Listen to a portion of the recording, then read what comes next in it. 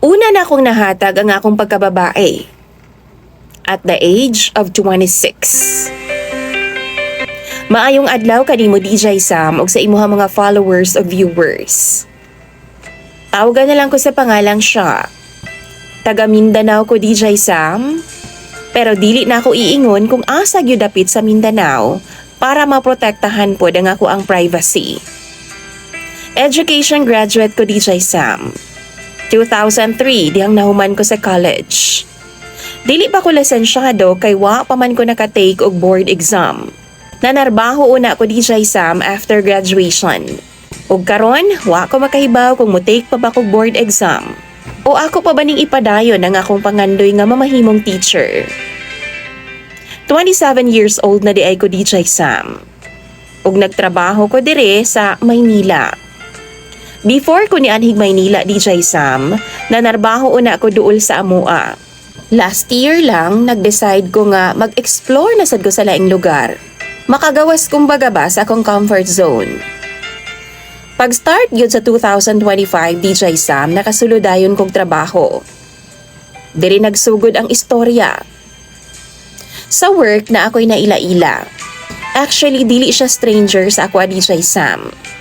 Kay same man mi og probinsya. Same sad mi og munisipyo. Then, schoolmate pa gid nako siya. Since nauna man siya og usa ka level sa ako. As in DJ Sam, halos ka mutual friends namo tanang mga high school classmates namo sa among eskwelahan sa una. Nagkita mi niya kay same marapampod mig kumpanya nga gitrabahoan. To make the story short, nanguyab siya nako. Na-fall ko sa iyahang bitag. Na-fall ko sa iyahang sweet lies. Nasayod ako DJ Sam nga duna siya ka live-in partner kani adto. Pero ang iyang giingon sa ako nagbuwag na sila. Kay maldita daw kaayo ang babay. Kusog daw kay manapat sa iyaha ug naa pa daw time nga mag-jacket na lang daw siya kung magtrabaho. Dagan daw kaayo siya mga pasa-pasa sa lawas sa DJ Sam. Dagan na siya na experience nga mga babae. Kay nag-ingon man siya nako nga naa daw siya anak, pero naa daw sa iyahang ex karon. Like sa dati pa niyang ex DJ Sam. While nagsige siya share sa iyahang kinabuhi, syempre ako pod naka-share sad ko about sa akong kinabuhi. Kay dili lagi siya stranger para sa ako. Dako kay kog pagsalig sa iya DJ Sam kumbaga. Naay time nga nag-share ko sa iya nga virgin pa ko at the age of 26 and proud kayo ko sa akong kaugalingon. Kay kaybaw ko bihira na lang siguro ang mga babae nga virgin pa anang idara. Naliman ka? 26 na ko? Untouched pagihapon. Kay gusto na ako DJ Sam kung kinsa man ang lalaki nga makauna sa ako panigurado siya na gyud ang akong minyuan. Nakauyab na ko dati, pero never ko nagpa-kiss. Kay lagi mahadlo ko DJ Sam. Tagduha ra pod ka buwan ang among relasyon.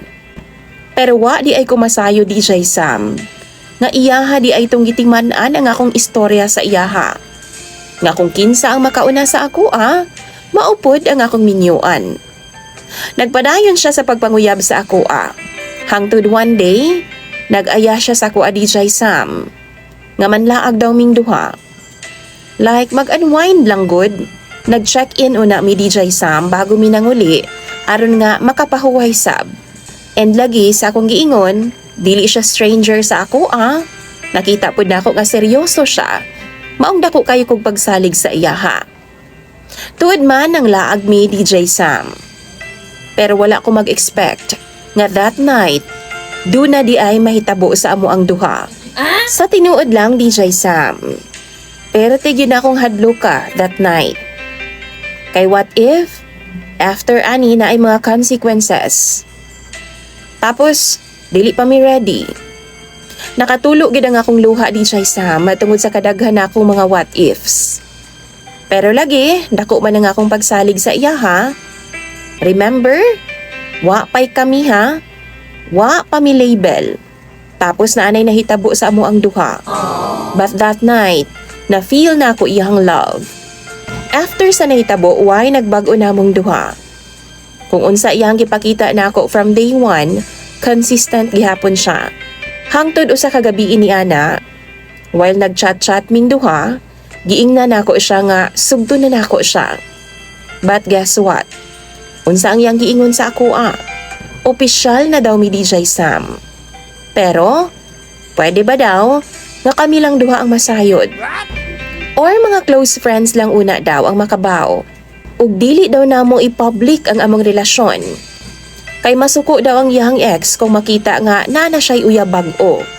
So ako po DJ Sam, pipila ka segundo po din taon nga nawad-an og ginhawa.